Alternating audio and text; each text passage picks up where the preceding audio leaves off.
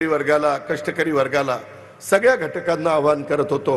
सगळ्यांचं ऐकून घेण्याचं काम मतदार राजा करत होता आणि त्याच्यातून नंतर देशाचे पंतप्रधान असतील, गृहमंत्री असतील, इतर अनेक दिग्गज नेते हे आपापल्या परीने महाराष्ट्र पिंजून काढत होते।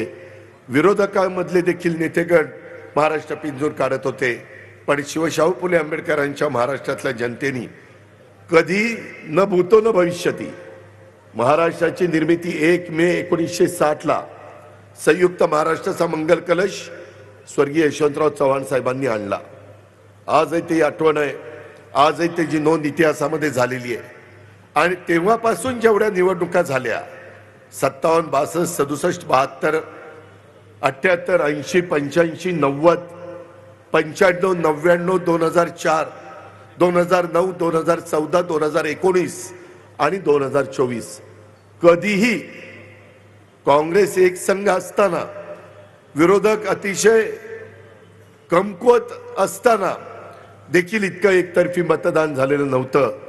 ते मतदान ह्या माझ्या विदर्भ, मराठवाडा, उत्तर महाराष्ट्र, कोकण, पश्चिम महाराष्ट्र ह्या सगळ्या भागातल्या चांद्यापासून बांद्यापर्यंत जनतेने केलं।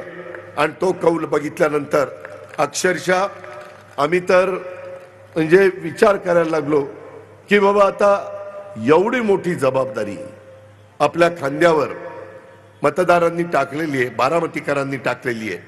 जिरायत भाग असेल, बागायती भाग असेल, माझं शहर असेल, माझा सगळा परिसर असेल, या परिसरामध्ये आजपर्यंत अनेक निवडणुकीमध्ये तुम्ही मताधिक्य दिलं, परंतु यावेळेस 8व्यांदा निवडणूक होती आणि लोकसभेच्या निकालानंतर निवडणूक आलेली होती।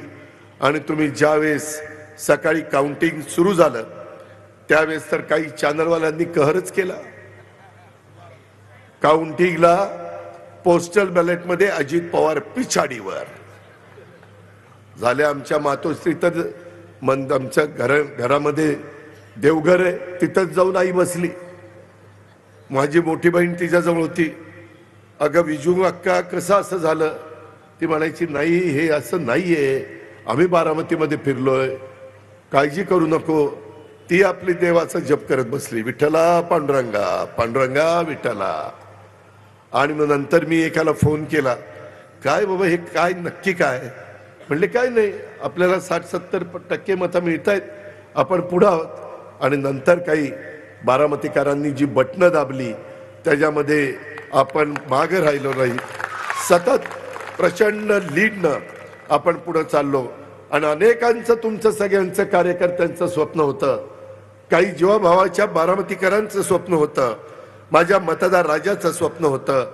त्यामध्ये आपल्याला लाखाच्या पुढे मताधिक्य मिळवायचं आणि खरोखरीच बारामतीकरांनी उभ्या महाराष्ट्राला 1 लाखाच्या पेक्षा जास्त मताधिक्य मिळवून एक ऐतिहासिक अशा प्रकारचा करिश्मा करून दाखवला।